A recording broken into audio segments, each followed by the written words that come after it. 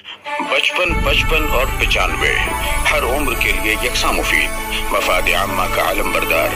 जरूर सब्सक्राइब करें, लाइक करें, शेयर करें और बेल आइकन प्रेस करना न भूलें। Rabbani the scholar YouTube channel. आइए, रोबोट का इजरा हुआ यहाँ पर और डॉक्टर इकबाल बर्की साहब और अब्दुल रशीद आर्टी साहब ने अपनी तहकीकात यहाँ पर पेश की, जिसमें तबसरे भी हुए। अभी हमारे दरमियान डॉक्टर इमरान अमीन साहब की तशरीफ लाए, मुंबई मदरसा तदरीस के पढ़ाई से वाबस्ता है। अब्दाल अंसारी साहब, ये भी अफसाना निगार है, तो ये लोग भी आए। मैं तमाम का एक बार फिर इस्तेकबाल करता हूँ और आइए अगले कलमकार को आपको रूबरू करता हूँ। मैं चाहूंगा कि अजीज एजाज साहब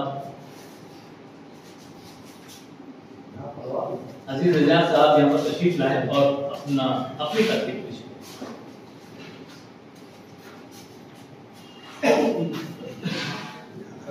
मेरे अफसाने का उन्वान है खुशबू का वतन।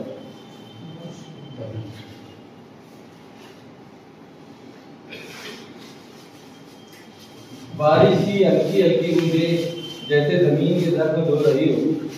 गली के कोने पर बहता पानी कीचड़, गंदगी और कूड़ा करकट के साथ मिला हुआ था और फजा में एक भारी बेदार गुन बदबू रची हुई थी। मैंने रुमाल निकाला और नाक पर रखा, कदम तेज कर दिए, मगर दिल की बेचैनी बढ़ती जा रही थी। शहर के हिस्से में बदबू मामूल की बात थी, मगर आज की बदबू कुछ ज्यादा ही शदीद थी। मस्जिद के मीनार पर सबसे बल्ब रोशन होते ही महसूस हुआ अजान का वक्त हो चुका है। दिल में बार बार ख्याल आया, ये बदबू जो फिजा में घुल रही है महज सड़ांत या गंदगी की नहीं, बल्कि शायद इंसानों की बदआमालियों और खबीस नियतों से उठ रही हो। गली के नुक्कड़ पर पहुंचते ही बारिश थम गई और धुंधली रोशनी ने हर शहर पर सुकूत का पर्दा डाल दिया। मेरे कदम खुद ब खुद कब्रिस्तान की तरफ मुड़ गए। मैं कब्रिस्तान के अंदर दाखिल हुआ। अभी अजान होना बाकी थी। मस्जिद के सामने रखे सीमेंट के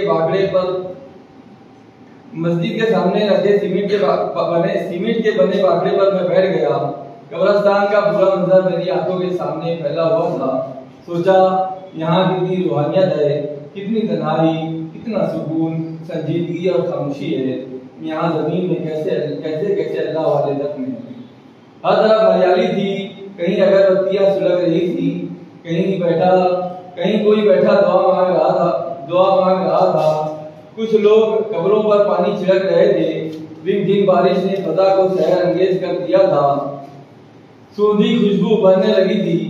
शाम करीब थी, सूरज उगने को था। अजान की आवाज फिजा में फैली तो दिल में रोशनी की किरण जागी।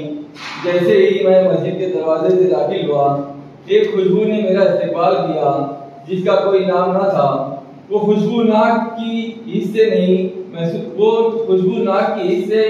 महसूस नहीं होती थी, बल्कि रूह की लतीफ तासीर से नमूदार होती थी। न इत्र की मानिंद, न गुलाब की महक, मगर दिल की गहराई में उतर जाने वाली एक ऐसी महक जो सुकूत और पाकीज़गी की खामोश ज़बान बोल रही थी।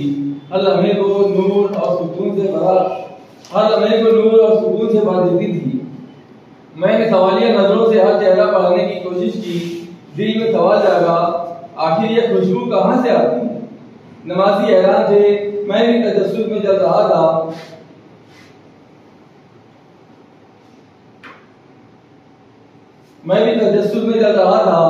कई दिन गुजर गए। खुशबू कभी मध्यम पड़ती, कभी तेज हो जाती, मगर खत्म नहीं होती। अजान की रूहानी सदा फिजा में फैल रही थी। सफे बिछी थी, नमाजी जोक दाखिल हो रहे थे। मस्जिद के हुजरे में इमाम साहब मसरूफ गुफ्तगू थे। उनके चेहरे पर तकद्दुस और वक़ार की झलक थी। उनके करीब से गुजरते ही वही खुशबू महसूस हुई, वही जो मेरी रूह को छू लेती थी। दिल ने कहा, मुमकिन है ये खुशबू इमाम साहब के बदन से आती हो। मैंने खुद को तसल्ली दी, मगर जहन में एक हल्का सा वहम सर उठाने लगा। मैंने इनके अंदाज पर गौर किया। आजिज़ी थी, नूर था, ईमान की हरारत थी। सोचा, एक दिन उनके करीब नमाज पढ़ूं, शायद राज खुल जाए। नमाज के बाद लोग इमाम साहब से मुसाफा करने लगे। मैंने भी उनके हाथ चूमने की कोशिश की, मगर दिल ने कहा सच किसी हाथ को छूकर नहीं बल्कि नियत से पहचाना जाता है। चंद नमाजी सरगोशी कर रहे थे, कहा था ना ये खुशबू इमाम साहब के बदन से आती है, जब वो गुजरते हैं फिजा महक उठती है। ये बात मेरे दिल में भी घर कर गई। मैंने सोचा हो ना हो ये खुशबू उन्हीं के लिबास से उठती होगी।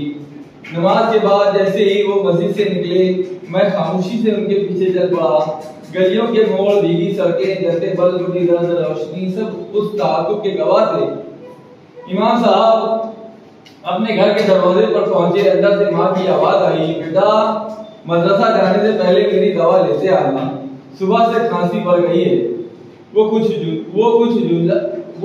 झुंझला कर बोले, अम्मा आपको दवा हमेशा उसी वक्त याद आती है जब मैं मदरसे के लिए निकलता हूँ। झुंझलाहट के बावजूद जब उन्होंने माँ के खांसने की आवाज सुनी तो आंखों में निदामत तैर गई, मगर आलिमियत का ख्याल उन्हें माफी मांगने नहीं दे रहा था। मैं अभी हैरत में गर्क था कि दरवाजे पर एक बुर्का पोश औरत नमदार हुई। इमाम साहब ने नर्म मगर संजीदा लहजे में कहा, बेगम चलो तुम्हें तुम्हारी अम्मी के घर छोड़ आऊं, फिर मदरसे जाऊंगा। मैं दरवाजे के करीब साकित खड़ा रहा। उनके लबों पर मुस्कुराहट थी, मगर लहजे में सख्ती ने उसे बेईमानी कर दिया। मैंने सोचा शायद नेकी का लिबास भी कभी कभी बदन पर तंग पड़ जाता। उसी लम्हे दिल में इंकशाफ सा हुआ, नहीं ये खुशबू उनके बदन से नहीं उड़ सकती जिनके कौल और फेल में तवील फासले हो। मैंने पहली बार महसूस किया कि खुशबू झूठे किरदार से नहीं उड़ती, और खुद से वादा किया मैं इस खुशबू की जड़ तक पहुंचूंगा, चाहे वो मस्जिद के मिंबर और मेहराब में छुपी हो या किसी पाक रूह के बदन में। यूं मेरी तलाश शुरू हुई बदबू और खुशबू के बीच एक इंसानी राज की जस्तजू में। दिन गुजरते गए, मगर वो खुशबू, वो लतीफ रूह में उतरती हुई खुशबू मेरे वजूद में सवाल बनकर बसी रही। मैं रोज मस्जिद जाता, नमाज पढ़ता, मगर हर बार खुशबू एक नए जाविये से महसूस होती। कभी पहली सफ में, कभी दरवाजे के करीब, कभी वुजू खाने के आसपास। मेरा तजस्सुस इबादत पर गालिब आने लगा। दिल में बार बार यही ख्याल उभरता, ये खुशबू किसी पाक दिन इंसान के बदन से उठती है। एक शब्द जब उफक पर सियाही छा चुकी थी और सितारे आसमान पर हीरे जवाहरात की तरह जगमगा रहे थे, मैं कब्रिस्तान से बाहर निकला। सामने एक छोटी दुकान नजर आई जिसकी तख्ती पर लिखा था, अल्लाह सबके दिलों का हाल जानता है। मैं रुक गया, तख्ती को देखा और अचानक वही लतीफ खुशबू मेरे इर्द गिर्द फैल गई। उसी लम्हे मेरी नजर एक मुत्तकी बुजुर्ग पर पड़ी, सफेद लिबास, सफेद दाढ़ी, नूरानी चेहरा, तस्बीह हाथ में। मैंने सोचा यही होंगे वो बंदे नेक जिनके बदन से खुशबू उड़ती है। मैं खामोशी से उनका ताक़ुब करने लगा। वो गली पार करके एक फरोश के पास रुके, जेब से पुराना मुड़ा हुआ नोट निकाला जो फटा हुआ था और जिसे टेप से जोड़ दिया गया था। उन्होंने नोट तय किया, चिपकाया हुआ हिस्सा छुपाकर फल फरोश की हथेली पर रखा और उसने बगैर देखे नोट गले में डाल दिया। मेरे दिल में जैसे कोई आईना टूट गया। मैंने खुद से कहा, ये खुशबू उन जिस्मों से नहीं आ सकती जिनकी नेकी सिर्फ मस्जिद तक महदूद हो। चंद दिन बाद मैंने एक और शख्स देखा, लिबास पासाई जेब किए, मुअज़्ज़ज़ और साहब हैसियत। सबकी नजरों में नेक। दिल में ख्याल आया शायद अब मंजिल करीब है। नमाज के बाद मैंने उसका पीछा किया। वो अपने पावर रूम कारखाने के करीब रुका, जहाँ एक मजदूर हाथ जोड़कर खड़ा था और कुछ रकम बतौर कर्ज मांग रहा था। सेठ के चेहरे पर गुस्सा उमड़ आया और मुंह से तब से जुमले फूट पड़े। मैंने सोचा खुशबू उन दिलों से रूठ जाती है जो जिक्र खुदा में मसरूफ हो मगर गुरूर और सख्ती से भरे। मैं शिकस्ता दिल मस्जिद में लौट आया। नमाजी अभी उसी खुशबू के राज में गुम थे, वो महक जो मस्जिद को जन्नत बना देती थी और किसी नामालूम शख्स के निकलने के साथ ही गायब हो जाती। एक दिन वो खुशबू जैसे रूठ गई। मस्जिद के दरो दीवार वैसे ही थे, मगर फिजा सुनसान और खाली महसूस हो रही थी। पतझड़ की एक दोपहर थी, सूरज की तमाज़त माहौल को गर्म कर रही थी। मैं मस्जिद के दरवाजे से बाहर निकल ही रहा था कि अचानक एक दुबला पतला लड़का अंदर दाखिल हुआ। जैसे ही वो आया, फिजा फिर महक उठी। वही मानूस, वही रूह को छू लेने वाली खुशबू थी। वो मुश्किल 20-22 बरस का लड़का था, चेहरे पर मासूमियत, आंखों में गहराई, लब खामोश मगर चेहरा पुरनूर, मैले कपड़े, नंगे पांव मगर वजूद में एक वकार, एक तहारत। यूं लगता था जैसे खुशबू उसके बदन से नहीं बल्कि अमल से उठती हो। वो खामोशी से वुजू कर रहा था, हर छींटे के साथ जैसे अपने बातिन को पाक कर रहा हो। वुजू करके नमाज पढ़ा, फिर कुरान मजीद उठाया, दूसरा दिया सीने से लगाया और आहिस्तगी से उंगलियां सतरों पर फेरने लगा, जैसे आयतों से रोशनी कशीफ कर रहा हो। तिलावत के बाद कुरान को दूसरा दिया इधर से ताक पर रखा और खामोशी से बाहर निकलकर दूर एक सरसब्ज और शादाब दरख्त के साए में मौजूद कब्र के पास जाकर बैठ गया। वो घंटों कब्र को अपने हाथों से संभालते हुए सर हिला रहा था, शायद जिक्र खुदा में मशगूल था। मैंने महसूस किया खुशबू अभी उसकी हमसफर थी। मैं बेख्तियार उसके पीछे हो लिया। वो एक गंदी बदबू से भरी तंग गली से गुजरा। मैंने दिल में कहा, यहाँ खुशबू आप यहाँ खुशबू कैसे रह सकती है? मगर वो रुका नहीं, वो चलता गया, यहाँ तक कि सलाटर हाउस के करीब एक चबूतरे पर पहुंचा, कपड़े बदल कर बैठ गया और दुबाशुदा जानवरों की आंतों से फुजला निकालने लगा। मैं गुमसुम खड़ा देखता रहा। लोगों की आमद और रफ्त जारी थी, मगर वो इन सब से बेनियाज गंदगी और गोबर के बीच बैठा अपना काम कर रहा था। मैं मायूस होकर मस्जिद में लौट आया। वुदू खाने के करीब नमाजी अब भी सरगोशी कर रहे थे। जब वो खुशबू आती है लगता है मस्जिद फिरदौस से भरी बन गई हो, मगर जैसे ही कोई नामालूम शब्द निकलता है वो महक तहलील हो जाती है। मैंने गहरी सांस ली, दिल में एक नाजुक सा एहसास जागा। ये खुशबू किसी ऐसे दिल से उठती है जो खामोशी से जिक्र इलाही में मसरूफ हो, जिसमें ना रिया हो और जिसकी नियत बारिश के बाद के आसमान के जैसी साफ सुथरी हो। अगले दिन ठीक उसी वक्त जैसे ही वो लड़का आया, मस्जिद की फिजा फिर महक उठी। उसने वुजू करके नमाज अदा की, कुरान से मोहब्बत भरा ताल्लुक कायम किया, फिर उसे ताक पर रखकर खामोशी से बाहर निकला। दरख्त के साए में मौजूद कब्र के पास जाकर घंटों बैठा रहा। आज भी मैंने उसका पीछा करने का कसद किया। आज फिर वो ज़बिया खाने के गंदे संदे चबूतरे पर पहुंचा, कपड़े बदल कर बैठा, हाथों से फुजला बाहर करने लगा। अंधेरा होने तक यही करता रहा, फिर तंग और तारीख गलियों से गुजरता हुआ शायद अपने घर की संत पर रहा था। तकरीबन 2 किलोमीटर के सफर के बाद शहर की हलचल से दूर एक टूटी फूटी झोपड़ी के हरे पर्दे को खिसकाकर अंदर दाखिल हुआ। जो झोपड़ी में कदम रखते ही महसूस हुआ कि दरवाजे सिर्फ मकानों में नहीं बल्कि दिलों में भी होते हैं, जो खामोश छुपे हुए अंदर ही अंदर खुलते हैं। उसी लम्हे मासूम बच्ची की आवाज गूंजी, अम्मा भाई आया है। मध्यम रोशनी में खाट पर एक बूढ़ी औरत बैठी थी। आंखें खुली थी मगर पहचानने की सलाहियत मान पड़ चुकी थी। हल्की जुबिश और बेहिस हरकत दीदे बता रहे थे कि वो अपने बेटे के वजूद को सिर्फ लफ्ज और दिल की आवाज से महसूस कर रही थी। लड़का मुंह हाथ धोकर नाबीना माँ के पास गया और अपने हाथों से लुकमे बनाकर उसे खिलाने लगा। माँ के चेहरे पर शुक्र और सुकून की रोशनी फैल गई। छोटी बहन भाई के कदमों से खेलने लगी। वो हंसी और उसकी हंसी में जैसे पूरी कायनात समा गई हो। मैंने गली के एक शख्स से उस लड़के के बारे में पूछा तो वो बोला, साहब वो तो गूंगा है। अल्लाह ने हज़रत याकूब की तरह उस बंदे को आज़माइश में मुब्तला कर रखा है, मगर इस नेक खानदान के हर फर्द की बात सीधी खुदा तक रसाई कर जाती है। ये जुमले सुनकर मैं घर की तरफ चल दिया, मगर वो खुशबू अब मेरी रूह को झिझोड़ने लगी थी। उसी खुशबू की तलाश में मैं कई बार सलाटर हाउस भी गया। वहाँ के बच्चे, बूढ़े, बुजुर्ग, जवान सभी मुझे पहचानने लगे थे। हर बार मेरी नजर उसी लड़के पर मरकूज रहती थी। एक साल जब मैं उस लड़के की तलाश में दबिया खाने के तरफ भटक रहा था, एक बुजुर्ग ने मुझे इशारे से अपने पास बुलाया। मोहब्बत भरे लहजे में मुझसे पूछा, बेटा तुम कौन हो और रोज इस तरफ क्यों आते हो? मैंने अपना हाल दिल उनके सामने रखा। वो देर लब मुस्कुराए और बोले, वो जो गूंगा लड़का है ना, उसके वालिद अपने वक्त के बड़े नेक, मुत्तकी और खुदा शनास बुजुर्ग थे। वो रिज़्क़ हलाल कमाने और दूसरों को खिलाने वाले दर्जे सिफत इंसान थे। ऐसा मुअत्तर बातिन रखने वाले कि उनके किरदार की खुशबू न सिर्फ खानदान और पास पड़ोस बल्कि पूरे शहर को मुश्किबार कर देती थी। अल्लाह वाले अक्सर कहा करते थे, अगर पानी ना हो तो फसलें सूख जाती है और खराब होने वालों की और हराम खाने वालों की नस्लें बर्बाद हो जाती है। वो ऐसे तकवा पसंद और इबादत गुजार शख्स थे कि जब भी कोई उनसे हाथ मिलाता, हाथ मिलाने वाले के हाथों में हफ्तों खुशबू बसी रहती थी। जब उनके यहाँ ये बच्चा पैदा हुआ और चंद बरस बाद उन्हें इल्म हुआ कि ये बोल नहीं सकता, तो उन्होंने उसी हाल में उसे रिज़्क़ के हलाल, हक व सच्चाई और खुदा परस्ती की तालीम और तरबियत दी। बड़ा होकर वो लड़का भी अपने वालिद के नक्शे कदम पर चल पड़ा। रिज़्क़ के हलाल कमाने वाला, दयानतदार, इबादतगुज़ार, हुकूक लिबास का पास और लिहाज रखने वाला और कुरान से गहरा ताल्लुक रखने वाला बंदा बन गया। जब उसके वालिद का इंतकाल हुआ तो उनकी कब्र से खुशबू उठने लगी।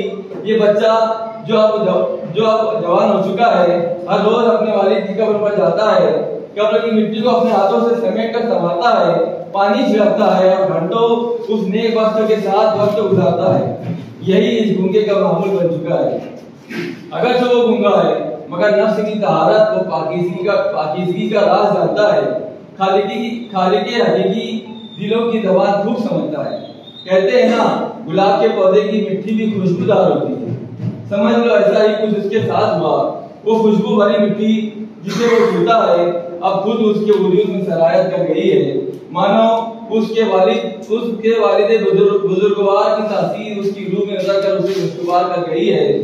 अभी बुजुर्ग की बात मुकम्मल भी ना हुई थी कि आसमान से बारिश की बूंदें फिर से बरसने लगी और फिजा में वही मानूस महक घुल गई।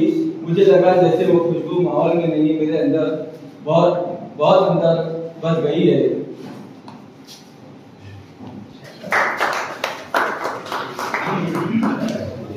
अजीज एजाज साहब यहाँ पर अपनी कहानी, अपना अफसाना पेश कर रहे थे। इस पर जो साहबान ने तबसरा करना चाहे।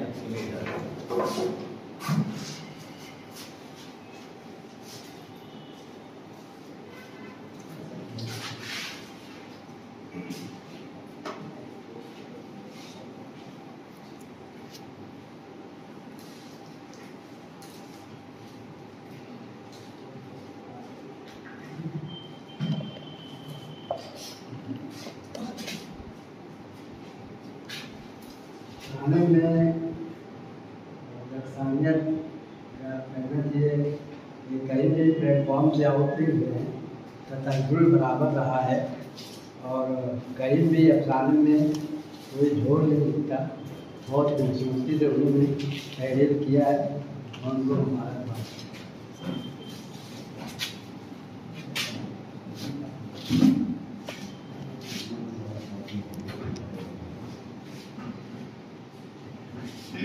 एजाज साहब उन्होंने जब अपना बुक चेंज किया लिखने को, तो इससे पहले कबूतर जाजे लिखे थे। क्या था, कबूतर जाजे था। अच्छा, तो उनका वो भी बहुत अच्छे लिखे थे, लेकिन बहुत तवील कर दिया था। लोगों ने कहा कि भाई कोई बात नहीं, अच्छा है। तो ये अफसाना भी बहुत तवील है, हालांकि उन्होंने पॉइंट बहुत अच्छा लिखा था। और मैं सोचता था कि यहाँ पर खत्म कर देंगे, जब वो नाटक में गंदगी पे वो काटते बैठा रहता तो वहां खत्म कर दूंगा, क्योंकि जरूरी नहीं है कि तुम्हारे काम से हलाल रोजे लेना चाहिए। बहुत से रहते ना मस्जिद में बहुत अच्छे रिवाज उठने रिवाज में पहले से लोग बयान किए, लेकिन उनका जो करेक्टर रहता है एकदम उसके अपोजिट रहता है। तो वो सब नहीं देखा जाएगा, यहाँ हलाल रोजे देखी जाएगी और कल्ब की तारत देखी जाएगी। तो उन्होंने बहुत अच्छे पॉइंट लाया है, मुझे बहुत अच्छी लगा, अच्छा लगा अफसाना। लेकिन एक बात है इसमें, कोई कितना भी अच्छा इंसान हो, वली अल्लाह है ना, तो इस तरह से खुशबू नहीं आती। क्योंकि हमने बहुत से वलियों के मज़ार पर भी हाजिरी दी है और कहना चाहिए सहाबा किराम के मज़ार पर हाजिरी दी, आप वसल्लम की मज़ार पर हाजिरी दी है ना। तो इस तरह की खुशबू इज्जत आती नहीं। जैसे आपने बयान किया कि कब्र पे जाते हैं बहुत खुशबू आती है। बिला सुबह जो अच्छा करेगा उसका आदमी बहुत अच्छा है, और जो लोगों को सताएगा, जो लोगों को जुल्म करेगा, उसका अंजाम बहुत बुरा है। वैसे इस अच्छे अफसाने मुबारकबाद।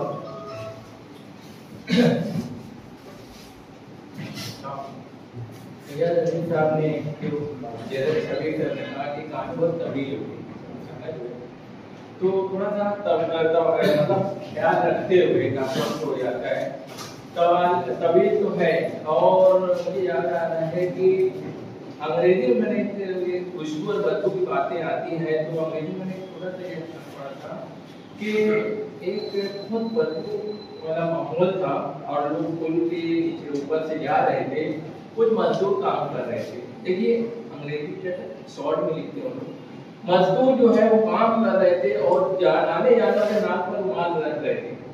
यार इतनी बदबू और लोग जा रहे थे और काम हो रहा था। कुछ देर बाद कुछ मजदूर उधर से गुजरे और उन्होंने कहा कि काश ये काम हमको मिल जाता,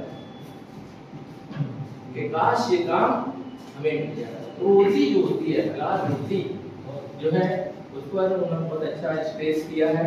और दो चार कैरेक्टर उन्होंने जो बताया कि मौलवी साहब जो है घर पर अलग माहौल है, माँ के ऊपर से उन्होंने ये बातें कही है, माँ के ताल्लुक से। तो आज हमारा माहौल जो है इतना हो चुका है कि माँ बाप का जो ख्याल नहीं रख रहे हैं। मुझे याद आ रहा है कि अपने बच्चों से बोल कर बात करता हूँ, आज का माहौल ये है कि अपने बच्चों के खिलौने तो उसे याद रखें। आज हमारा हालत यह है कि माँ के ताल्लुक से कि अपने बच्चों के खिलौने तो उसे याद रहे, घर पे बीमार पड़ी माँ की दवा भूल गए, ये हालात है। बहरहाल उन्होंने अच्छा लिखा हुआ है, लेकिन तवालत जो है तबीयत एक ये है।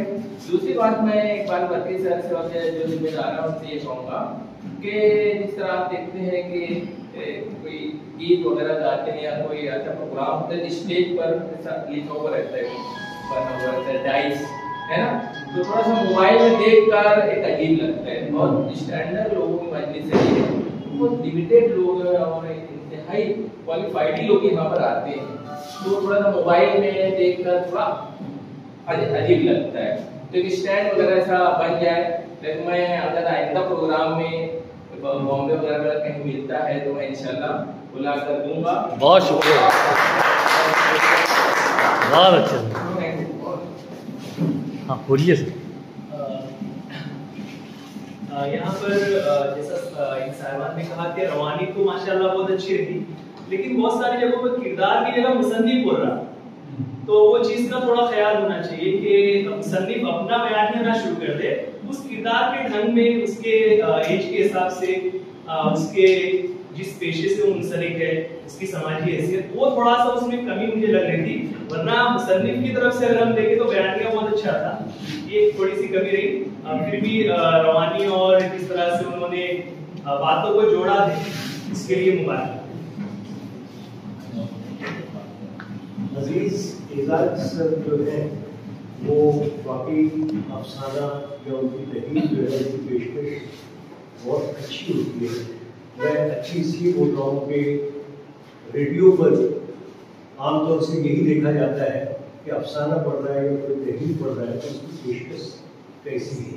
वाकई उन्होंने बहुत अच्छी पेशकश की, लेकिन उन्होंने जब मंजर निगारी जब बयान किया उन्होंने अपने अफसाने में, तो बहुत सारी चीज़ों में तजाद नजर आया। जैसे हल्की हल्की बारिश हो रही है और उसमें कभी पर पानी भी मारा जा रहा है और अगरबत्ती भी जल रही है, तो थोड़ा इस बात का ख्याल रखें। और एक आखिरी बात जो तबसरा नहीं है, बल्कि मैंने आज अखबार में टाइम्स ऑफ इंडिया में पढ़ा है जनाब सर कि बुकर प्राइज वालों ने आज इस बात का इरादा किया है कि आइंदा साल से वो जहां नोबेल पर और दूसरी तकनीकात पर वो सालाना इनाम का ऐलान करते हैं, वहीं आइंदा साल से बच्चों के अदब पर भी वो ऐलान करेंगे। बच्चों का अदब भी उन्होंने बुकर प्राइज वालों ने शामिल किया है। मुझे इसलिए ये बात याद आई कि इकबाल बर्की साहब ने कहा कि हाली स्कूल में बच्चों से राय ली जाती है, तो बुकर प्राइज वालों ने 3 जहां बालिग राइटर्स को, बड़े राइटर्स को शामिल किया है, वहीं 3 ज़हीन बच्चों को भी उसमें जूरी के हैसियत से शामिल किया। समाज बताना क्या बात है।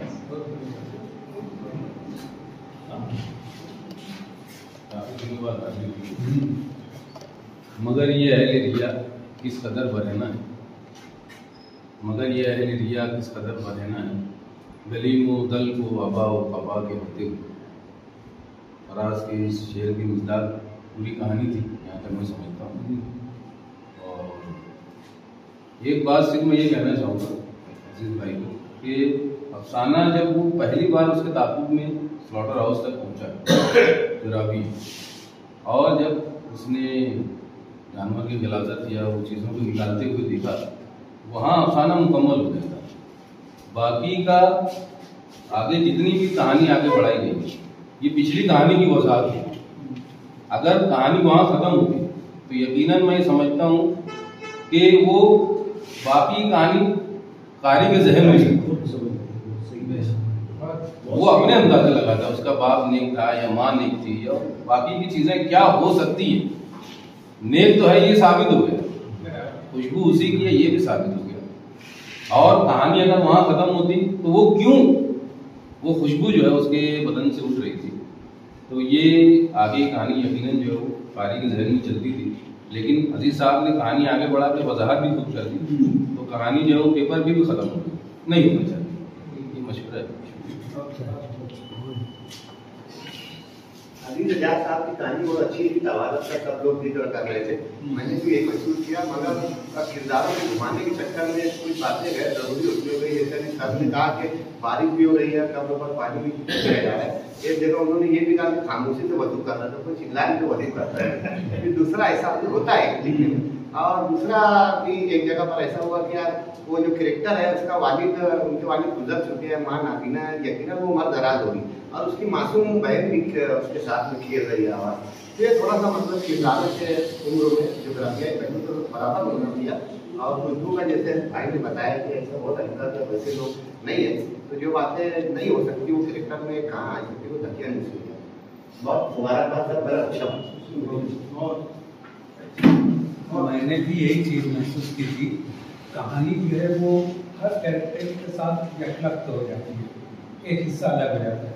इमाम साहब का हिस्सा वहाँ से कट जाते हैं, जहाँ इमाम साहब छूटते वहाँ से फिर वो बुजुर्ग जो सफ़ेद कोच हैं वो जो फल खरीदने, वो कहानी हिस्सा वहाँ उतना अलग, यानी कि सेपरेट कंपार्टमेंट बनता चला जाता है और उसमें लिंक नहीं हो पाता कहानी का। और वो कहानी वो जो आपने कहा जैसे कि वो घर वो जाता है गलाजत, जो खुशबू की तलाश की का जो तजस्सुस है मुसन्निफ का, वो मुसन्निफ उसके उस टेम्पो को बरकरार नहीं रख सका कि वो जो जिस्तजू है उसकी और जो बेचैनी है वो टेम्पो अगर उसमें ये मुसलसल ऊपर की तरफ अगर उसका गिराव जाए, कहानी खुद ब खुद अपनी तरफ खींचती चली जाएगी। जगह एक पार्ट अलग होने के बाद तो वहां पर मुसन्निफ का खुद गिराफ नीचे आ जाता है, वो कलम बहुत नीचे आ जाता है, फिर उसको उठाते उसको देर में जब जाकर फिर गिर जाता है। तो इस तरीके से वो सेपरेट एंटिटी होते चली गई है। अगर यही तमाम जो कहने के प्लॉट, इस प्लॉट को थोड़ा सा बुझा दिया जाए और तमाम कैरेक्टर्स को उसी में जो वाक़यात और उनके माबैन जो चीज़ें उनको गलत मलत कर दिया जाए और उसमें से वो लड़का निकल कर वो जो गंदगी तक गया बैठ गया साफ करने, बस कहानी खत्म हो गई, वो वहाँ से वापस हो जाता है, वो एकदम मुकम्मल हो जाती थी। लेकिन एक बात की मैं खास तौर से मुबारकबाद दूंगा, एजाज ने इतने खूबसूरत जुमले उसमें से जैसे वो कुरान शरीफ से वो उंगलियों के लफ्ज से रोशनी कसीद रहा था। ये दो चार जुमले जो बारिश के बाद जो आसमान के साफ हो गया, वो बहुत ही खूबसूरत जुमले, मैं उस पर मुबारकबाद दूंगा।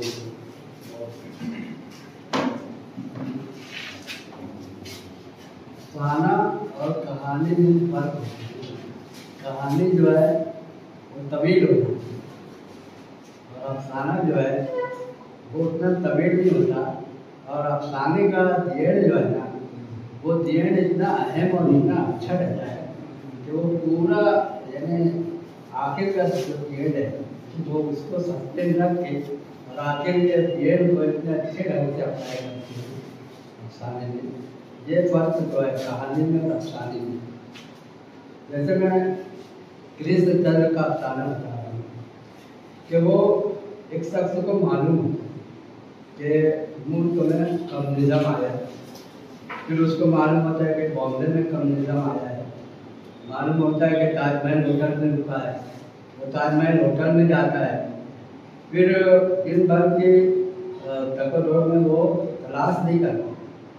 रात में जब वो वापस अपने घर जाते रहता है तो एक लाइट का खंभा रहता है, पोल रहता है, और गटर का पानी कुछ रोड के ऊपर रहता है, जमा रहता है। वहाँ पर एक शख्स औंधा पड़ा रहता है और ये जाके सोचते हैं कौन शख्स है औंधा पड़ा है। उसको उठा के पलटाता है तो उसके खीसे में से कार्ड निकलता है और वो कार्ड में पढ़ता है कि मैं कब जीता हूँ। सोचता है मैं ताजमहल होटल में सोना गटर के पास। तो हमें ये डेट होता है अब साले, तो इसका बहुत ख्याल रखना चाहिए और सवेर न होते हुए अफसाने का डेट जो है वो कोशिश करना चाहिए। डेट पर ऐसा मुझे लगा जी रिजा साहब सर अभी जो बोले इन्हें बार बार लग रहा था कि खत्म हुआ, कम से कम 3-4 बार। और जब खत्म हो गया तो हम लोग को लगा कि शायद भी और आगे बढ़ेगा। ये ने उसको बहुत अच्छी तरीके से खत्म भी की। किताब जैसा होना चाहिए बोलने के लिए, बोलने के जो अंदाज तो थोड़ा सा वो भी पेशकश के साथ।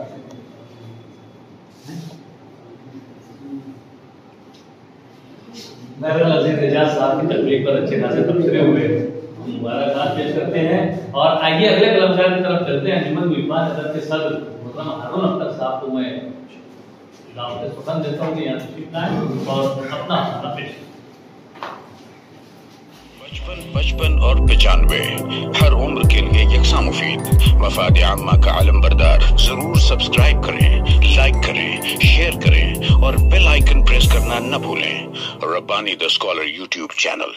Rabbani the scholar YouTube channel इल्मी, अदबी, दीनी, मिल्ली, समाजी, सकाफती, तहजीबी, फलाही, तिब्बी, फन्नी, माशी, तिजारती, माशरती, इंतजामी, इनकलाबी, तहरीकी, तहकीकी, तकनीकी, तफ्तीशी, तामीरी, तालीमी व मालूमाती यूट्यूब चैनल जरूर सब्सक्राइब करें, लाइक करें, शेयर करें और बेल आइकन प्रेस करें। Rabbani the scholar YouTube channel.